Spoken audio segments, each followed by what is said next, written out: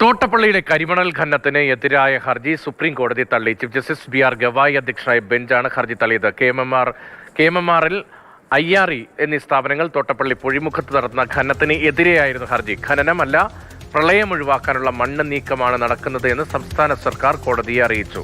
ബാലഗോപാൽ തന്നെയാണ് ഈ വിവരങ്ങൾ നൽകുന്നത്. ഖനനമല്ല, പ്രളയം ഒഴിവാക്കാനുള്ള നീക്കം എന്നതാണ് സംസ്ഥാന സർക്കാരിന്റെ കോടതിയിലെ വാദം എന്നതുൾപ്പെടെ കോടതിയിൽ എന്തൊക്കെ കാര്യങ്ങൾ സംഭവിച്ചു? ഈ തോട്ടപ്പള്ളിയിലെ കരിമണൽ ഖനനത്തിന് എതിരായ ഹർജിയിലെ ആരോപണങ്ങൾ എന്തെല്ലാമായിരുന്നു ബാലു?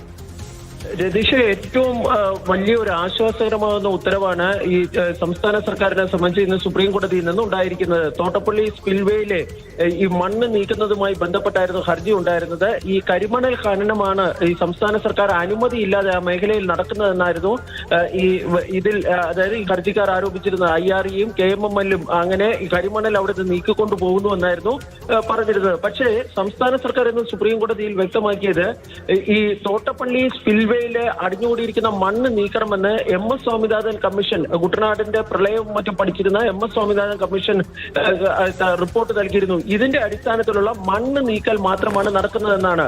എന്നാൽ ഹർജിക്കാർ ഉന്നയിച്ച മറ്റൊരു പ്രധാനപ്പെട്ട കാര്യം, ഈ നീക്കുന്ന മണ്ണ് 30 കിലോമീറ്റർ അപ്പുറത്ത് കൊണ്ടുപോയി അത് വൃത്തിയാക്കി വിൽക്കുകയാണ് സർക്കാർ ഏജൻസികൾ ചെയ്യുന്നതെന്നായിരുന്നു വ്യക്തമാക്കിയത്. തുടർന്ന് ചീഫ് ജസ്റ്റിസിന്റെ ഭാഗത്ത് നിന്നൊരു രസകരമായ കമന്റും ഉണ്ടായി.